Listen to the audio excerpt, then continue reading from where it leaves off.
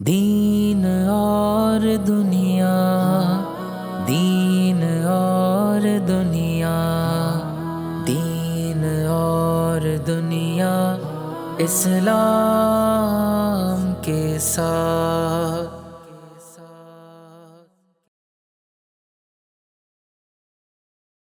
الحمد للہ رب العالمین، والصلاة والسلام علی سید الانبیاء والمرسلین، اما بعد فاعوذ باللہ من الشیطان الرجیم، بسم اللہ الرحمن الرحیم۔ پروگرام دین اور دنیا کے تحت پیغام اسلام اور الحاد کی حقیقت کی سیریز کے ساتھ آپ کی خدمت میں ایک مرتبہ پھر حاضر ہیں۔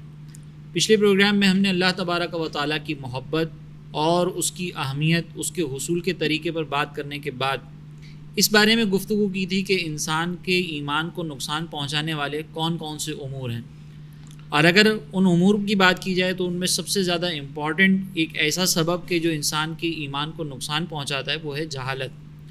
آج کے اس پروگرام میں انشاءاللہ ہم اس جہالت کا خاتمہ کیسے کیا جائے، کیسے علم حاصل کیا جائے، اور وہ کون سے ایسے علمی دلائل ہیں کہ جس کی بنیاد پر انسان اپنے عقیدے کو اختیار کرتا ہے، اور پھر اس کے بعد اللہ تبارک و تعالیٰ کے وجود اور اللہ تبارک و تعالیٰ کی صفات اور دیگر جو اسلامی احکامات ہیں، جو اسلام نے ہمیں بنیادی طور پر باتیں بتائی ہیں، ان کو کیسے اختیار کرتا ہے، اس پر انشاءاللہ ہم گفتگو کریں گے۔ آج کے اس پروگرام میں ہمارے ساتھ آج بھی وہی دو معزز شخصیات ہمارے ساتھ موجود ہیں جن کو آپ نے پچھلے پروگرام میں بھی دیکھا تھا۔ حضرت علامہ مفتی انس قادری صاحب، السلام علیکم ورحمۃ اللہ۔ وعلیکم السلام ورحمۃ اللہ۔ قبلہ خیریت سے ہیں؟ اللہ کا شکر، آپ کیسے ہیں؟ اللہ کا بڑا کرم۔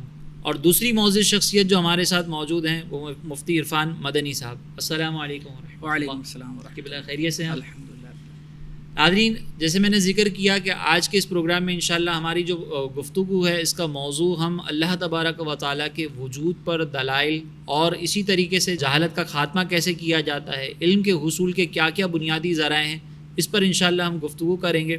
پہلے حضرت اگر ہم یہ دیکھیں کہ انسان جو ہے وہ بنیادی طور پر جب ایک لاشعوری کی عمر سے گزرتا ہے اور اس کو شعور کچھ حاصل ہوتا ہے، تو اس کے حصول کے بعد ہم نے دیکھا ہے کہ انسان جو ہے نا وہ مختلف ذرائع سے علم حاصل کرتا ہے اور پھر کچھ نہ کچھ نتائج کو مرتب کرتا ہوا نظر آتا ہے۔ تو تھوڑا سا عام فہم انداز میں اگر ہم اس پر گفتگو کریں کہ ہماری جو ایک علمی حیثیت ہے، یا میں اگر یہ کہوں کہ ہمیں جو اپنے اطراف سے چیزیں سیکھنے کو موقع ملتی ہیں، یہ ہم کیسے اس سے سیکھتے ہیں، کیسے اس سے نتائج مرتب ہوتے ہیں، اور پھر کس طرح ایک انسان جو ہے وہ اللہ تبارک و تعالیٰ نے جو فرمایا نا کہ اللہ تعالیٰ نے ہر بچے کو جو ہے وہ فطرت پر پیدا کیا ہے، تو وہ فطرت اس کو کیسے اس بات کی طرف لے کر جاتی ہے کہ وہ ایمان کو بھی قبول کرتا ہے، ایک ذات ایسی ذات کو بھی قبول کرتا ہے، تسلیم کرتا ہے کہ کوئی ذات ایسی موجود ہے جس نے اس کائنات کو بنایا ہے۔ تو میں چاہتا ہوں کہ اس پر ہم تھوڑا سا کلام کریں۔ بسم اللہ الرحمن الرحیم، والصلاۃ والسلام علیک یا رسول اللہ وعلی آلک وصحابک یا حبیب اللہ۔ بنیادی طور پہ اگر دیکھا جائے کہ علم انسان کو کیسے حاصل ہوتا ہے، کوئی بات بھی انسان کو جو معلوم ہوتی ہے تو اسباب علم یا علم کے ذرائع جنہیں کہا جاتا ہے وہ بنیادی طور پہ تین ہیں۔ ایک حواس ہے، اور دوسرا عقل ہے، اور تیسرا جو ہے وہ خبر ہے۔ حواس کا مطلب یہ ہوتا ہے کہ اللہ تبارک و تعالیٰ نے انسان کو 5 ایسی چیزیں جسم کے اندر دی ہیں کہ جس کے ذریعے بندہ کوئی بات معلوم کرتا ہے۔ پہلی بنیادی چیز اس میں آنکھ ہے کہ انسان دیکھ کے کسی چیز کو معلوم کرتا ہے، کسی چیز کا ادراک کرتا ہے۔ دوسری چیز اللہ تبارک و تعالیٰ نے اسے کان دیے ہیں کہ کسی چیز کو سن کے وہ چیز کہ اس چیز کو جانتا ہے، اس چیز کو سمجھتا ہے۔ تیسری چیز جو ہے وہ انسان کو اللہ تبارک و تعالیٰ نے ناک میں سونگھنے کی صلاحیت دی ہے کہ وہ سونگھ کے کسی چیز کو سمجھتا ہے۔ چوتھی چیز اللہ تبارک و تعالیٰ نے چکھنے کی صلاحیت دی ہے، ذائقے کے ذریعے، ٹیسٹ کے ذریعے انسان کسی چیز کو جانتا ہے۔ اور پانچویں چیز اللہ تبارک و تعالیٰ نے اسے چھونے کی صلاحیت دی ہے۔ اب آنکھ کے ذریعے بندہ کسی چیز کو دیکھتا ہے، کان کے ذریعے سنتا ہے کیسی آواز ہے، کون بول رہا ہے، کیا بول رہا ہے۔ اسی طریقے سے جو ہے وہ ناک کے ذریعے سونگھتا ہے کہ اس کی خوشبو کیسی ہے، خوشبو ہے یا بدبو ہے، یعنی بو کیسی ہے۔ اور زبان کے ذریعے انسان چکھتا ہے کہ ذائقہ کیسا ہے۔ اور جسم کے پورے حصے کے اندر اللہ تبارک و تعالیٰ نے چھونے کی صلاحیت رکھی کہ جس کے ذریعے بندہ ٹھنڈی، گرمی، اسی طریقے سے انسان کسی چیز کے سخت ہونے کو، نرم ہونے کو جانتا ہے۔ تو یہ 5 حواس کہلاتے ہیں، حواس خمسہ کہا جاتا ہے، کہ جن کے ذریعے انسان کو علم حاصل ہوتا ہے۔ بنیادی طور پہ پہلی چیز یہی ہوتی ہے۔ جب بھی بچہ بڑا ہوتا ہے تو بڑے ہونے کے ساتھ ان حواس کے اندر جو ہے وہ قوت پیدا ہوتی رہتی ہے۔ البتہ یہاں پہ یہ بات جو ہے وہ غور کرنے والی ہے کہ جو آنکھ کی صلاحیت ہے وہ کان سے استعمال نہیں ہو سکتی۔ یعنی آنکھ سے جس چیز کو ہم دیکھ سکتے ہیں وہ کان سے نہیں کام کر سکتے، جو کان سے کام کر سکتے ہیں وہ ناک سے نہیں کر سکتے، جو جسم میں چھونے کی صلاحیت ہے وہ آپ آنکھ سے نہیں کر سکتے وہ کام۔ صحیح۔ تو اللہ تبارک و تعالیٰ نے ہر حص کے لیے، ہر سینس کے لیے الگ الگ چیزیں بنائی ہوئی ہیں کہ وہ اس سے انہی کا ادراک ہو سکتا ہے، انہی کو جانا جا سکتا ہے۔ پھر اس کے بعد جو ہے نا وہ بچہ جب بڑا ہوتا ہے تو حواس کے ذریعے جو اسے باتیں معلوم ہوتی ہیں، جو چیزیں وہ ادراک کرتا ہے، پھر آگے جو ہے وہ اس کا پروسیس عقل کے ذریعے وہ کر رہا ہوتا ہے۔ تو یہ عقل کے لیے بنیادی طور پہ جو معلومات فراہم کر کے دیتے ہیں وہ یہ 5 حواس ہیں۔ ہاں، تو مطلب ہم یہ کہہ سکتے ہیں کہ 5 سینسز جو ہیں یہ 5 سینسز کے تھرو پہلے ہم بنیاد حاصل کرتے ہیں، پھر عقل جو ہے وہ کچھ مقدمات قائم کر کے ایک نتیجے پر پہنچتی ہے۔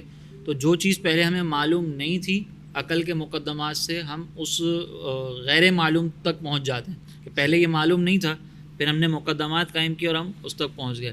اچھا، اب یہ عقل جو ہے اس کو استعمال کرتے ہیں اور ہم بہت ساری چیزوں کو مشاہدہ کرتے ہیں، تو یہ عقل ہمیں جس نتیجے پر پہنچاتی ہے، تو بعض لوگ جو ہے نا وہ اس کے اندر ڈاؤٹ میں آ جاتے ہیں کہ بھئی ہم کسی چیز کو دیکھ نہیں رہے تو ہم اس کو کیسے یقینی طور پر مان لیں۔ تو یہ عقل یقینی علم کا ذریعہ ہے نہیں ہے، اس کے اوپر تھوڑا سا ہم کریں بات کہ کس طریقے سے ہم جو ہے نا وہ عقل کے ذریعے حاصل کرنے والے علم کو کہہ سکتے ہیں کہ بھئی یہ جو علم ہے نا جو عقل کے ذریعے مجھے حاصل ہوا یہ حتمی نتیجہ ہے میرا۔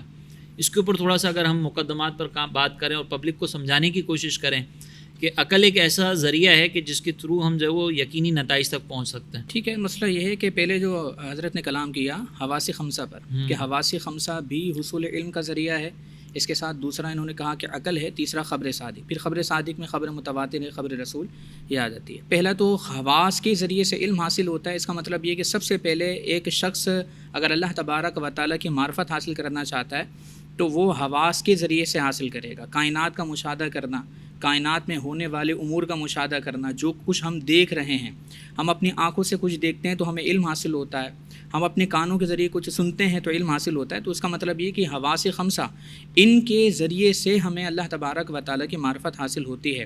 میں چاہتا ہوں تھوڑا سا اس پر کلام ہو جائے کہ جب ہم کسی چیز کو دیکھ رہے ہیں تو ہماری عقل اس پر رہنمائی کر رہی ہے، یعنی پہلے ہم نے ایک چیز کا مشاہدہ کیا پھر اس کے پیچھے ایک عقل ہوتی ہے، وہ رہنمائی کرتی ہے کہ یہ جو چیز تم دیکھ رہے ہو یہ چیز موجود ہے۔ جب موجود ہے تو اس کا مطلب یہ کہ پیچھے کوئی کریٹر ہے۔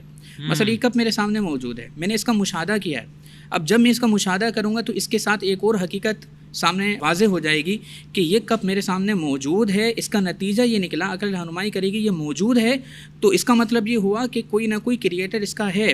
جب اس کے وجود سے ثانی کا وجود مجھے پتہ چل گیا تو جب میں یہ کہوں گا کہ اتنی چھوٹی سی چیز میں اس کو دیکھتا ہوں، اس کا ایک وجود ہے اور اس کے وجود سے ثانی کا وجود سامنے آ چکا، واضح ہو چکا، تو اتنی بڑی جو کائنات ہے، اتنی سارے امور ہم اپنے آنکھوں کے سامنے دیکھتے ہیں، کسی کا مرنا دیکھتے ہیں، کسی کا زندہ ہونا دیکھنے، دن کا آنا، رات کا جانا، بارش کا نظام، پوری دنیا کے اندر اللہ تبارک و تعالیٰ انسان کو روزی عطا فرما رہا ہے۔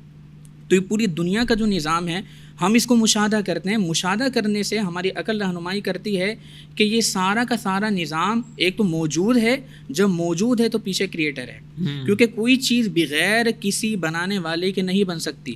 جب آپ کسی چیز کے وجود کو مانتے ہیں تو اس کے ساتھ فوراً آپ کو ماننا پڑے گا۔ اگر آپ کے اندر عقل سلیم ہے تو جب آپ مشاہدہ کرتے ہیں تو مشاہدہ کے ساتھ عقل رہنمائی کرتی ہے کہ یہ سارا کا سارا نظام موجود ہے، آپ اپنی آنکھوں سے دنیا کا نظام آپ دیکھ رہے ہیں، اس کے ساتھ آپ صانع کے وجود کو تسلیم کر لیتے ہیں۔ اس کا مطلب یہ کہ حواس کے ذریعے سے ہمیں اللہ تبارک و تعالیٰ کی معرفت حاصل ہوتی ہے۔ پھر اس کے ساتھ ساتھ ہم عقل کو استعمال کرتے ہیں کہ ظاہر قرآن نے کئی مقامات پر ہمیں عقل کو استعمال کرنے کا حکم دیا۔ افلا تتفکرون، کیا تم غور و فکر نہیں کرتے؟ افلا تعقلون، کیا تم عقل نہیں رکھتے؟ افلا تبصرون، کیا تم دیکھتے نہیں؟ تو کہا کہ دیکھو پھر غور و تفکر کرو۔ اسی طریقے سے فرمایا غور و تفکر کرو پھر نتیجہ نکالو۔ اس کا مطلب حواس بھی علم کا ذریعہ ہے، اس کے ذریعے سے ہمیں اللہ تبارک و تعالیٰ کی معرفت پہچان حاصل ہوتی ہے. اسی طریقے سے عقل ہے. پھر جب عقل کو ہم استعمال کرتے ہیں، اللہ تبارک و تعالیٰ نے ظاہر عقل کو ایک معیار کرا دیا کہ افلا تعقلون، کیا تم عقل نہیں رکھتے؟ اس کا مطلب عقل ایک معیار ہے جس کے ذریعے سے ہمیں علم حاصل ہوتا ہے. لیکن ظاہر عقل کے اندر بھی خطا ہو سکتی ہے. حواس اگر غلطی کریں گے تو پیچھے سے تنبیہ کرنے والی عقل ہوتی ہے. اگر عقل خطا کرے گی تو پھر جو اصلاح کرنے والی ہے وہ ہے وحی الہی، یا پھر نبی کی خبر کے ذریعے سے اس عقل کے اندر جو خطا ہوتی ہے اس خطا کو دور کر دیا جاتا ہے. تو حواس کے ذریعے سے اللہ تبارک و تعالیٰ کی معرفت حاصل ہوگی. پھر ہم عقل کا استعمال کریں گے، اگر وہاں پر کوئی خطا ہوگی تو پھر اس کی اصلاح جو ہوگی وہ وحی کے ذریعے سے ہوگی. میں اس پر 2-3 باتیں ذکر کرنا چاہتا ہوں کہ جب ہم مشاہدہ کرتے ہیں، ابتدا ہماری اسی پر ہوئی کہ ہم کائنات کو جب دیکھتے ہیں تو کائنات کو دیکھنے سے ہمیں بنانے والی کی معرفت حاصل ہوتی ہے. تو اب بنانے والی کی جب معرفت حاصل ہوگی تو اس کے ساتھ ساتھ ہمیں اس کی صفات کا علم ہوگا. صدر الشریعہ بدر طریقہ فرماتے ہیں کہ اللہ تعالیٰ کی جو معرفت حاصل ہوتی ہے وہ افعال کے ذریعے سے صفات کا علم ہوتا ہے، پھر صفات کے ذریعے سے ذات کا علم ہوتا ہے. تو مشاہدے کے ذریعے سے پہلے ہم افعال دیکھتے ہیں، افعال کے ذریعے سے صفات کا علم ہوتا ہے، پھر صفات کے ذریعے سے ایک ذات تک ہم پہنچتے ہیں. یہاں پہ اگر میں کنٹینیو کروں اس بات کو، تو پہلی بات تو ایک حواس کے ذریعے کوئی بات معلوم ہوتی ہے، پھر عقل اس کو ترتیب دیتی ہے. تو یہاں پہ یہ بات تو واضح ہو جانی چاہیے کہ جو چیز ہم حواس کے ذریعے جن چیزوں کا ادراک کر رہے ہیں وہ حقیقت میں موجود ہے. ایسا نہیں ہے کوئی یہ کہے کہ یہ تو ہمارا خیال ہے یا وہم ہے. پہلے زمانے میں کچھ لوگوں نے اس قسم کی بات کی تو ایک بہت بڑے علامہ گزرے، علامہ تفتازانی، انہوں نے اپنی کتاب میں ایسے لوگوں کے بارے میں لکھا کہ جو یہ کہتے ہیں کہ ہمیں معلوم نہیں ہے، یہ تو ہو سکتا ہے ہمارا خیال ہو. تو کہا کہ ان کو آگ میں ڈال دو، 2 فائدے ہوں گے. یا تو یہ مان جائیں گے کہ جو ہم ادراک کر رہے ہیں وہ حقیقت میں موجود ہے، ورنہ ہماری ان سے جان چھوٹ جائے گی. یعنی کہنے کا مقصد یہ ہے کہ بعض اوقات جو دیکھ کر جو ایگنوسٹک جو تھنکنگ ہوتی ہے، جو یہ کہتے ہیں کہ بھئی ہو سکتا ہے یہ ہو سکتا ہے نہ ہو، مطلب اس کو رد کرنے کے لیے بہت اچھی چیز ہے کہ ہم اگر کسی چیز کا مشاہدہ کر رہے ہیں. اب حضرت نے جو بات کی میں اس کو تھوڑا سا عام فہم انداز میں اور سمجھانے کی کوشش کروں کہ دیکھیں، جو آپ نے بات ذکر کی نا کہ ہم کسی چیز بنی ہوئی چیز کو، تیار شدہ چیز کے تھرو ہم ایک کریٹر کو دیکھتے ہیں اور کریٹر کی صفات بھی ہوتی ہیں. اب جیسے مثال کے طور پر یہ ٹیبل میرے سامنے رکھی ہوئی ہے، تو اس ٹیبل کو دیکھ کر ظاہر سی بات ہے میرے ذہن میں فوراً یہ خیال آئے گا کہ اس ٹیبل کو بنانے والا کوئی کاریگر بھی ہے، اور وہ کاریگر اتنا زبردست مہارت رکھتا ہے کہ اس نے ٹیبل کو فل راؤنڈ میں کٹ کیا ہوا ہے، اور پھر اس ٹیبل کے پرزوں کو اس طریقے سے جوڑا ہوا ہے کہ جو ٹیبل یہ ہل نہیں پا رہی تھی اپنی جگہ سے. تو اس کا مطلب یہ ہے کہ میں نے اس ٹیبل کو دیکھا، مجھے کاریگر کا علم ہوا، کاریگر کی مہارت کا علم ہوا، اس کی طاقت کا علم ہوا کہ اس کے پاس یہ طاقت بھی تھی تبھی تو اس نے بنایا. صحیح. اس کے پاس یہ اختیار تھا کہ وہ یہ بنا سکتا ہے. تو اسی طرح جب ہم کائنات کے سسٹم کو دیکھتے ہیں تو اس سسٹم کو دیکھنے کے بعد ہمیں یہ معلوم ہوتا ہے کہ ہاں کوئی کریٹر ہے، جب یہ اتنی سی چیزیں خود نہیں ہو سکتی. اچھا، یہاں پر اب ایک اور چیز ہے کہ بعض لوگ یہ کہتے ہیں کہ بھائی ہم اللہ تعالیٰ کے وجود کو ہی کیوں تسلیم کریں، بگ بینگ کو ابتدا ماننے میں کیا پرابلم ہے؟ بھائی بگ بینگ بھی تو ایک ابتدا ہو سکتی ہے نا، جیسے کہ ہمارے یہاں پر ایک تصور چلتا ہے بگ بینگ کا، تو اس کے اوپر بھی ایک عقل رہنمائی کر رہی ہے. اگر ہم بگ بینگ کی ابتدا دیکھیں نا تو وہ ایک بے جان مادے سے ہوتی ہے، اور اگر ہم اس کے مقابلے میں ہمارا دعویٰ دیکھیں کہ ہمارا دعویٰ یہ ہے کہ پیچھے ایک کریٹر ہے جو زبردست علم رکھتا ہے، تو ایک طرف ہے یہ دعویٰ کہ بے جان مادے سے آغاز ہوا، اس مادے کے پاس نہ علم ہے نہ اس مادے کے پاس جو ہے وہ قوت ہے، اچانک ہی دھماکے ہو رہے ہیں اور کائنات وجود میں آ رہی ہے. اس کا مطلب یہ کہ یہ بھی ایک عقلی دلیل ہے. عقل جو ہے وہ ہمیں اس بات کی طرف رہنمائی کرتی ہے، اور جیسے آپ نے کہا کہ عقل سلیم، اور ظاہر سی بات ہے کہ عقل سلیم وہی ہوگی نا کہ جس عقل پر سائنس کا خبط نہ ہو. ہم کہتے ہی عقل سلیم اس کو ہیں کہ جو عقل باہر کسی خارجی پریشر کے تحت کام نہ کر رہی ہے، تعصب سے پاک، ٹھیک ہے نا، تعصب سے پاک ہو، اس کے اوپر کوئی خارجی یا کوئی باہر کی چیز جو ہے وہ اس کے اوپر پریشرائز نہ ہو.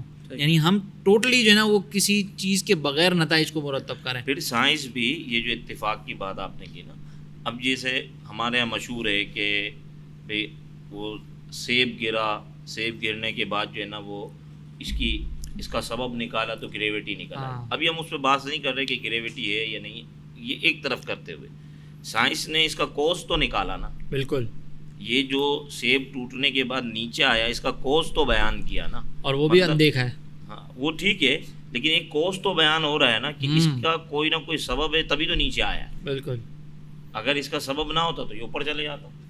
تو نیچے لانے والا کوئی سبب ہے پیچھے کوئی نہ کوئی محرک ہے. جی. تو اس کا کیا مطلب ہوا کہ جب سائنس بھی اس بات کو تو مان رہی ہے نا کہ جو چیز ہو رہی ہے اس کا کوئی نہ کوئی سبب ہے, کوئی نہ کوئی علت ہے, بغیر کوز کے کوئی جو ہے نا ایفیکٹ یعنی اثرات مرتب نہیں ہو رہے. بگ بینگ تھیوری کا جیسے آپ نے ذکر کیا ہے کہ کائنات جو ہے وہ دھماکے کی صورت میں اس کے نتیجے میں مارز وجود میں آئی.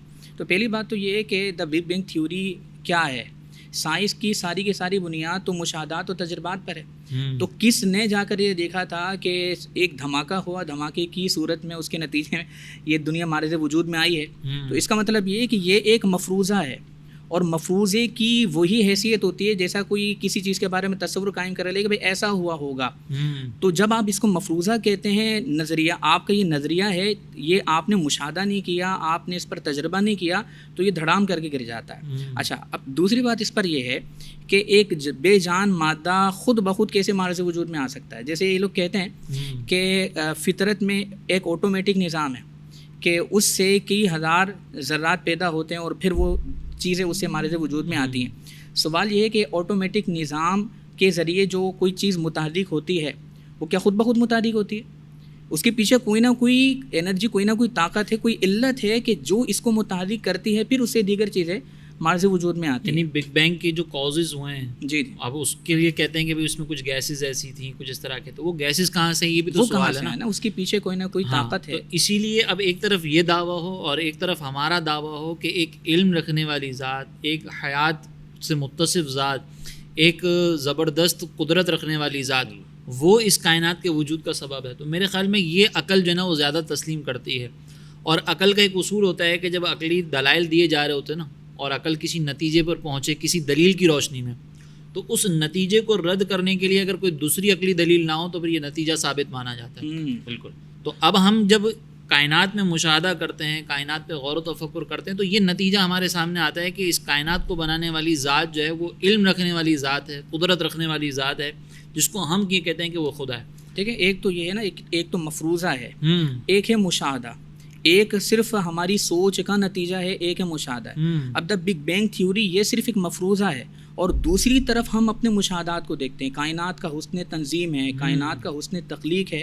تو ایک سائنسدان بھی اگر اس پر غور و تفکر کرے, ایک فلاسفر بھی اگر غور و تفکر کرے, تو کائنات کے حسن تنظیم اور حسن تخلیق کو دیکھ کر جو منظم طریقے سے کائنات کا نظام چل رہا ہے, وہ ماننے پر مجبور ہوگا کہ یہ دنیا بنانے والا کوئی ہے. جیسا کہ میں ذکر کرتا ہوں, آئیزیک نیوٹن, یہ ایک سائنسدان تھا. اس نے کہا کہ ایتھیزم از سو سینس لیس. اس نے کہا کہ الحاد یہ بہت بڑی حماقت ہے, یعنی یہ بڑی بیوقوفی ہے کہ جو لوگ الحاد کی طرف چلے جاتے ہیں. اس نے کہا when I look at the solar system I see the earth at the right distance from the sun of receive the proper amount of heat and light. اس نے کہا یہ جو نظام شمسی ہے اس کو میں دیکھتا ہوں تو میں سورج سے صحیح فاصلے پر زمین کو حرارت اور روشنی کی مناسب مقدار حاصل کرنے کو جب میں دیکھتا ہوں کہ سورج کا زمین کے ساتھ جو ایک تناسب ہے, پھر اس سے جو روشنی حاصل ہو رہی ہے, اس سے جو گرمی حاصل ہو رہی ہے, اس کا تناسب, یہ مجھے مجبور کر دیتا ہے کہ میں کہوں کہ کوئی ذات ضرور ہے کہ جو کائنات کے نظام کو بنانے والی ہے. تو اس نے کہا this did not happen by chance, یہ کوئی حادثہ نہیں ہے, یہ کوئی اتفاق نہیں ہے. اور یہ کون کہہ رہا ہے؟ آئیزیک نیوٹن کہہ رہا ہے, اور یہ ایک سائنسدان, ایک فلاسفر ہے. اسی طریقے سے سر فرانسس بیکن نے کہا A little knowledge of science makes man an atheist, but an in deep study of science makes him a believer in God. اس نے کہا بھی سائنس کا تھوڑا سا علم انسان کو ملحد بنا سکتا ہے. یعنی اگر کوئی فلسفے کی طرف جائے تو وہ فلسفہ سائنس اس کو ملحد بنا سکتا ہے, لیکن اس نے کہا لیکن سائنس کا گہرائی سے مطالعہ اسے خدا پر یقین رکھنے والا بنا دے گا. اچھا, یہاں پہ کمال یہ ہے تو جیسے آپ نے ان سائنسدانوں کو بتایا, سائنس خود جو ہے نا وہ آفیشیلی اناؤنس کرتی ہے کہ ہمارا خدا کے انکار یا وجود کے سلسلے میں کوئی کردار ہی نہیں ہے. بالکل. ہماری جو ایک سائنس کا جو موضوع ہے نا, یعنی ہمیں ہر علم کو اس کے موضوع کے اعتبار سے دیکھیں گے نا, تو سائنس کا جو موضوع ہے بنیادی طور پر وہ خدا کے وجود یا انکار ہے ہی نہیں. بالکل نہیں. تو جب سائنس کا موضوع یہ نہیں ہے تو پھر ہم سائنس کو خدا کے وجود یا خدا کے انکار کے سلسلے میں استعمال کیسے کر سکتے ہیں؟ ان کا تعلق تو سیدھا مشاہدات اور تجربات سے ہے. یہ میں نے اس لیے ذکر کیا کہ جو لوگ سائنس کو فوقیت دیتے ہیں نا کہ ہم سائنسدانوں کو فوقیت دیں گے, ہم اس کو فوقیت دیں گے کہ جو عقل سے بات کرنے والا ہے. تو جو عقلی بات کرنے والے ہیں، جو دنیا کی چیزوں پر تجربات کر رہے ہیں، مشاہدات کر رہے ہیں، وہ بھی اس بات کو مانتے ہیں کہ ہم کائنات کے حسن تنظیم کو دیکھیں، حسن تخلیق کو دیکھیں. ماننا پڑے گا کہ اس کائنات کے نظام کو چلانے والا کوئی ہے. جتنے کیلکولیشن کے ساتھ ساری چیزیں چل رہی ہیں، وہ ظاہر سی بات ہے کہ اس بات کی طرف ہمیں لا محالہ لے کر جاتی ہیں کہ اس کائنات کو بنانے والی کوئی ذات زبردست ہے. اس میں یہ بات ایڈ کروں گا کہ دیکھیں سائنس جو ہے وہ جیسے میں نے عرض کیا کہ مشاہدات اور تجربات پر، اس کو سمجھنے کے لیے ایک مثال ایک بندے نے دی، وہ یہ کہ ایک بندہ ساحل سمندر پہ کھڑا ہے، تو کیا وہ ساحل سمندر پہ کھڑا ہو کے سمندر کی گہرائی کے بارے میں بتا سکتا ہے؟ نہیں بتا سکتا. کیوں؟ کیونکہ اس کا مشاہدہ ابھی سمندر کی گہرائی کا نہیں ہے. تو کیا وہ سمندر کی فضا کو دیکھ کے اور سمندر کی سطح کو دیکھ کے یہ کہہ سکتا ہے کہ سمندر کتنا گہرا ہے؟ نہیں کہہ سکتا. یہ کہہ سکتا ہے کہ سمندر کے اندر کتنے اقسام کے جانور وغیرہ پائے جاتے ہیں؟ نہیں کہہ سکتا. کیوں؟ کیونکہ یہ چیز ابھی اس کے مشاہدے سے باہر ہے. لیکن وہ انکار بھی نہیں کر سکتا کہ سمندر کے اندر کچھ نہیں ہے، یہ سمندر اتنا زیادہ گہرا نہیں ہے. جو چیز اس کے ادراک سے، اس کے دائرہ کار سے ابھی باہر ہے، تو وہ اس کے بارے میں فیصلہ بھی نہیں کر سکتا کہ یہ جو ہے وہ یعنی سمندر کے اندر کتنی گہرائی ہے، یا یہ نہیں کہہ سکتا کہ سمندر گہرا ہے ہی نہیں، یہ تو بس ایک سرفیس نظر آ رہا ہے. اس کا انکار نہیں کر سکتا. انکار خود دعوے پر مبنی ہوتا ہے. جی، یعنی یوں کہہ لیں کہ آپ یہ جو بات جس مثال آپ نے دی، اگر کوئی کہتا ہے کہ بھئی سمندر کے اندر ویل نہیں ہے، اگر وہ یہ دعویٰ کر رہا ہے، تو اس کا مطلب یہ ہے کہ اس نے سمندر کا چپا چپا چھان مارا ہے، سمندر کے اندر گیا ہے، سمندر کے اندر پوری تحقیق کی ہے، اور پھر وہ کہہ رہا ہے کہ سمندر کے اندر ویل نہیں ہے. تو اسی طرح جو خدا کے منکرین ہیں وہ گویا کہ یہ دعویٰ کر رہے ہیں کہ ہم نے کائنات کا چھپا چھپا چھان لیا ہے. وہ کہتے ہیں ساتھ کہ سائنس منکر ہے. سائنس کیسے منکر ہوگی؟ وہ تو اس کے دائرہ کار سے باہر ہے. لیکن سائنس آفیشیلی تو کہتی ہے نا کہ ہمارے تو دائرہ کار سے باہر ہے. جی. اور وہ جو خود مدعی ہے وہ اس بات کا دعویٰ کر رہا ہے کہ میں نے کائنات کا چپا چپا چھان لیا ہے اور اب میں خدا کے وجود مجھے تو کہیں نہیں ملا. حالانکہ اگر ہم ابھی جو کائنات جتنی ابھی ایکسپلور ہو چکی ہے اس کے بارے میں کہتے ہیں کہ یہ جو ہماری جو دیوار ہے نا، یہ دیوار سمجھ لیں مثال کے طور پر یہ پوری کائنات ہے، اور اس دیوار کے اندر ایک معمولی سا نقطہ جو دور سے نظر نہ ہے وہ ہمارا پلینٹ ارتھ ہے. تو ابھی تو ہم نے اس پلینٹ ارتھ کو صحیح سے ایکسپلور نہیں کیا، اور اس کے بعد ہم یہ دعویٰ کریں کہ خدا نہیں ہے، تو یہ بڑی حماقت خیز بات ہے. اچھا، اب یہاں پر جو بات آتی ہے میرے خیال میں ہمارے جو سمجھنے والے ہیں، جس کو واقعتاً ایک منصفانہ انداز سے سمجھنا ہوگا، اس کو یہ باتوں سے سمجھ میں آ گیا ہوگا کہ خدا کے وجود کا دعویٰ کوئی ایسا دعویٰ نہیں ہے کہ جو صرف ہوا میں ہو. اچھا، یہاں پر ایک اور چیز میں ذکر کر کے پھر اگلی بات پر آتا ہوں کہ یہ جو آپ نے جیسے بھی اس کا ذکر کیا تھا نا، گریوٹی کا، یا ہم جو ارتقاء کی بات کرتے ہیں، تو اس کے بارے میں کہا جاتا ہے کہ یہ تو یونیورسل ٹروتھ ہے، سارے سائنسدانوں نے اس کو تسلیم کر لیا تو اب یہ ماننا پڑے گا، سائنس اس کو تسلیم کرتی ہے. تو ہم یہ کہتے ہیں کہ اگر سارے سائنسدان جو ہے وہ اس یونیورسل ٹروتھ کو قبول کر لیں تو آپ کو ماننا پڑے گا. تو سارے عقل سلیم رکھنے والے اگر خدا کے وجود کو مان رہے ہیں تو یہ بھی تو ایک یونیورسل ٹروتھ ہے، اس کو کیوں نہیں مان رہے؟ یعنی اگر آپ کی دلیل یہ ہے کہ سارے سائنسدان مان رہے ہیں تو ان سائنسدانوں کی بات کو تسلیم کر لیا جائے as a universal truth. But اگر سارے عقل سلیم رکھنے والے خدا کے وجود کو مان رہے ہیں تو اس کو ایز اے یونیورسل ٹروتھ نہ مانے تو اس کی کیا عقلی دلیل ہوگی بھائی؟ یہ ایک بچہ جو ہے نا، ہم تو سائنسدان یا پڑھے لکھے لوگوں کی بہت زیادہ بات کر رہے ہیں نا، ایک بچے کی طرف آئے، ایک چھوٹا بچہ ہے. اب آپ کسی صحرا سے گزر رہے ہیں اور جو ہے وہ وہاں پہ رستے میں ایک بہت عالیشان عمارت نظر آتی، تو بچے کے ذہن میں یہ سوال آئے گا کہ نہیں آئے گا کہ اس کو کس نے بنایا؟ وہ فوراً ابا سے پوچھے گا، ابا یہ کس کا ہے؟ یہ سوال کیوں کیا اس نے، یہ کس کا ہے؟ اس کا مطلب اس کے ذہن میں یہ بات موجود ہے کہ یہ خود بخود تو نہیں ہو سکتا، کوئی تو یہاں آیا ہے، کوئی تو ہے کہ جس نے اس کو بنایا ہے، کوئی تو ہے جس نے اس کو ترتیب دیا ہے. یہ جو آج عالیشان عمارت نظر آ رہی ہے، کوئی نہ تھا اور یہ ہو گئی، ایسا تو نہیں ہو سکتا.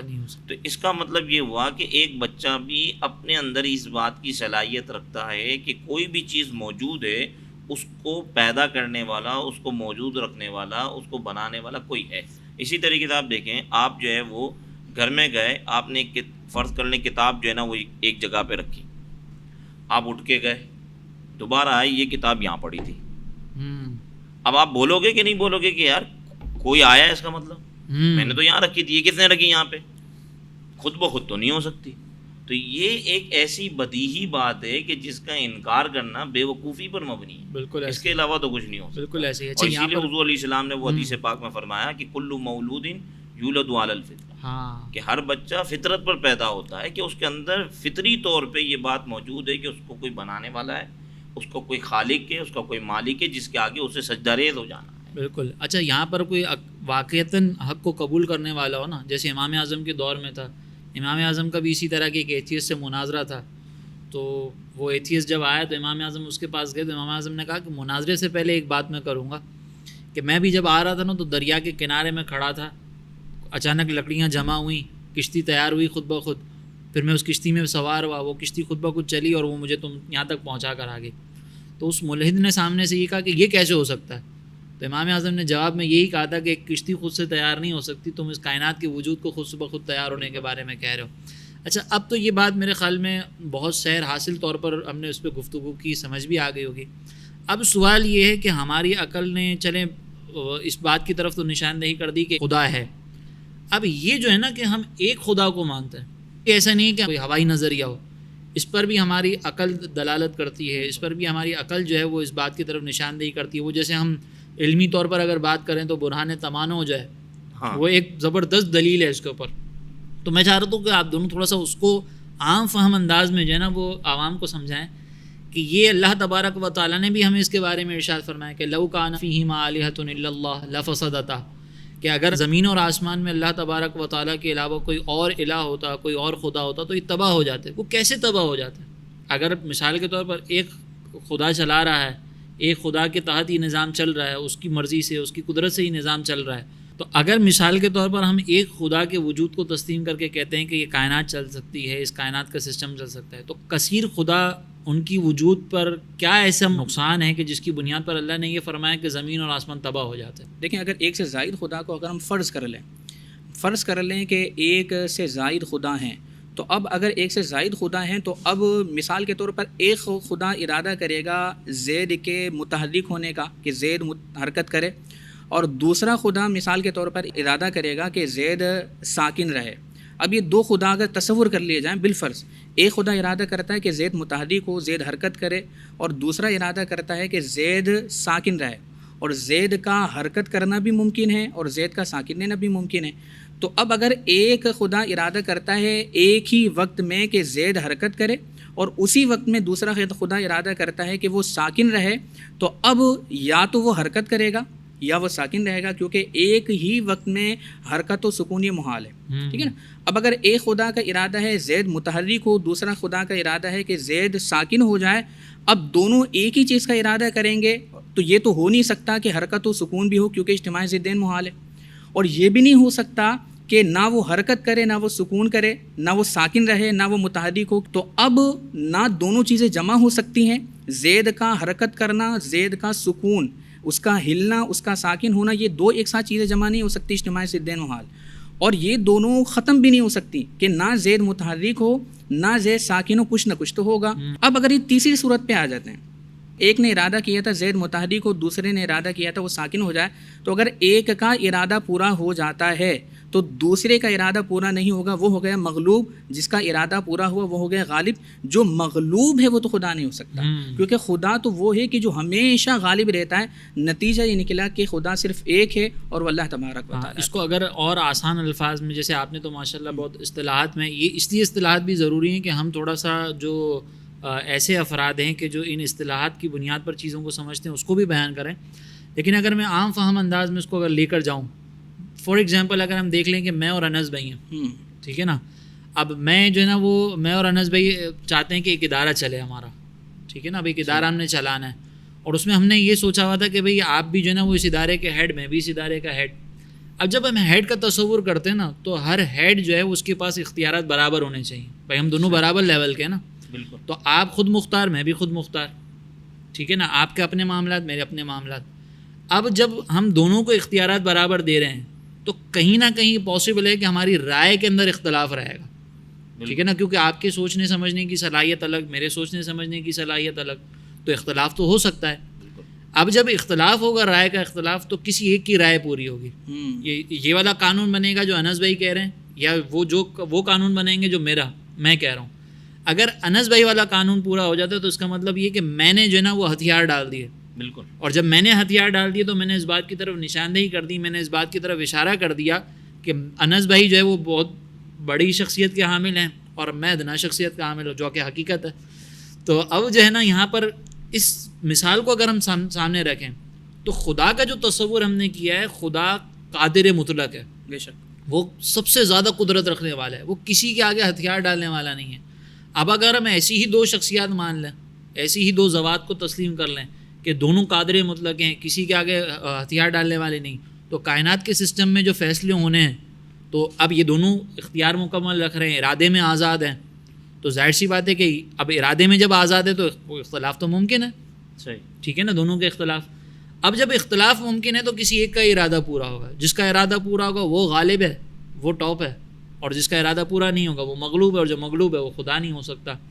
تو ہمیں اس بات کی طرف عقل بھی نشاندہی کرتی ہے, جس کے بارے میں اللہ تعالیٰ نے یہ فرمایا تھا کہ اللہ کے علاوہ اگر کوئی اور خدا ہوتا تو زمین اور آسمان اس طرح تباہ ہوتے کہ ایک جو ہے نا وہ کچھ ارادہ کرتا, دوسرا کچھ ارادہ کرتا. اس میں جو ہے نا وہ بعض لوگ یہ سوال لاتے ہیں, یہ والی جو دلیل ہے نا اس پہ ایک سوال آتا ہے, وہ یہ کہ دونوں اتفاق کر لیں.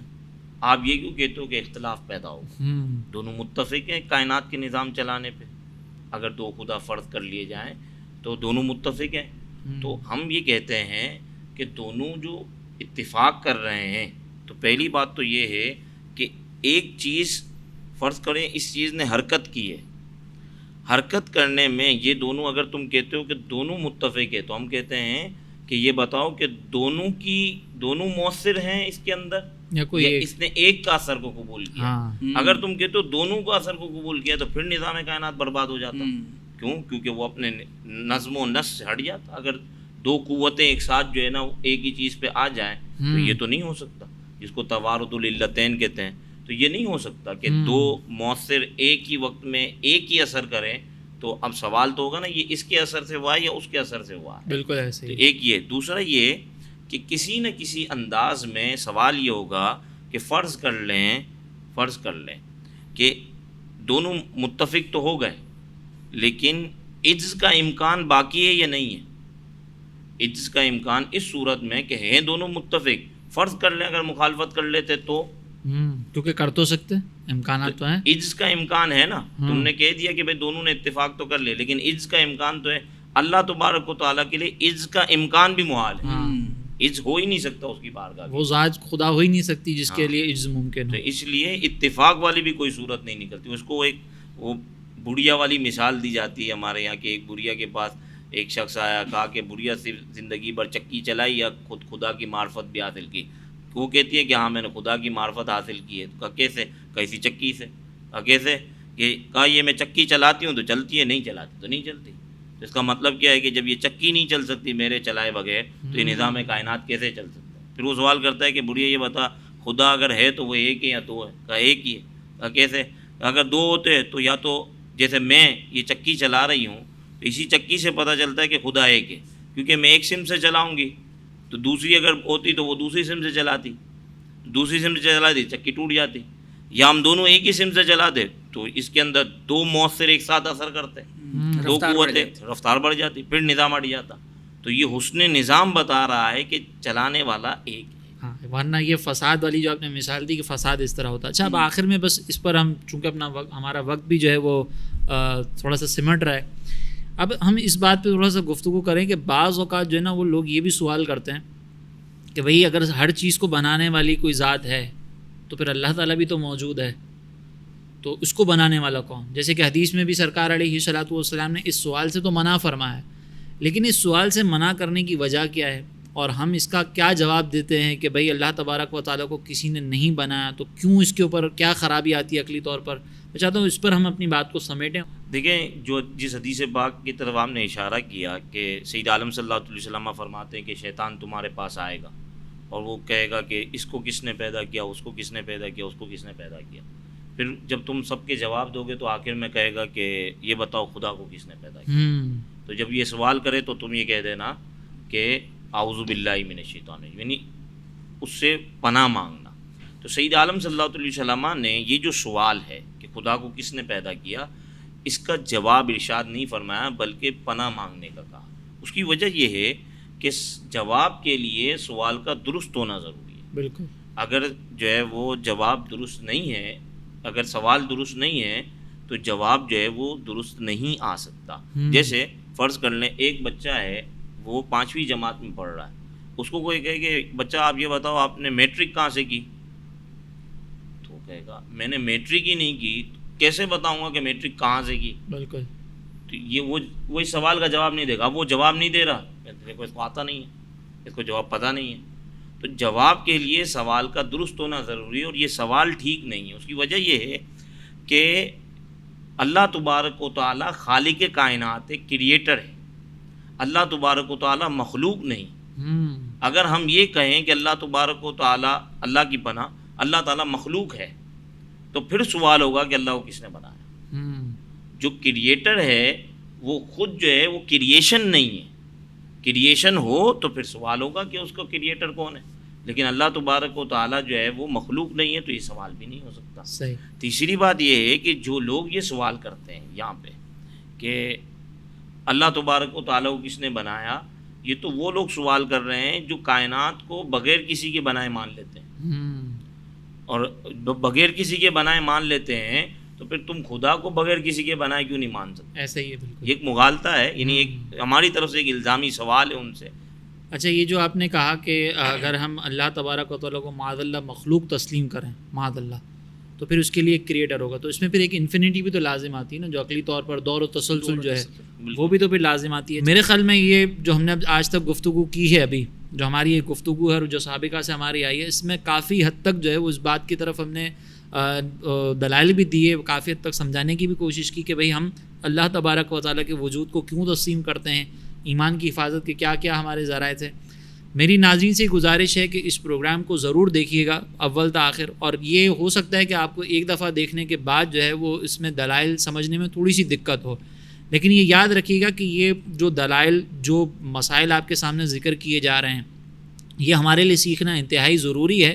آج کے پروگرام میں جو ہم نے گفتگو کی ہے اس میں ہم نے جو بنیادی طور پر باتیں کی وہ اللہ تبارک و تعالیٰ کے وجود اور اس کی توحید پر کلام کیا.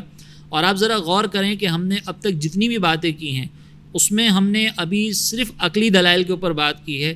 کوئی قرآنی آیات یا کوئی ایسی حدیث ہم نے ذکر نہیں کی کہ جس کے اوپر یہ اعتراض ہو سکے کہ بھئی یہ تو مذہبی دلائل دیے جا رہے ہیں. یہ خالصتاً عقلی دلائل دینے کی وجہ یہ تھی کہ کائنات میں غور و تفکر کرنا یہ اس بات کی طرف نشاندہی کرتا ہے کہ انسان اپنے عقل کا اگر استعمال کرے اور درست سمت پر اپنی عقل کو لے کر جائے تو وہ یقیناً اس نتیجے پر پہنچے گا کہ اس کائنات کو بنانے والی کوئی ذات موجود ہے اور وہ ایک ہی ذات ہے. اب ہم انشاءاللہ آگے جو ہے وہ اس بات پر گفتگو کریں گے کہ جب ہم نے خدا کے وجود کو مان لیا اور ہم نے اس بات کو تسلیم کر لیا کہ اس کائنات کو بنانے والی ایک ذات موجود ہے، تو پھر وحی کی اور مذہب کی کیا ضرورت ایک انسان کی زندگی میں ہوتی ہے. اس پر انشاءاللہ ہم گفتگو کریں گے. تب تک کے لیے آپ ہمیں اجازت دیجیے، انشاءاللہ ملتے ہیں اگلے پروگرام میں.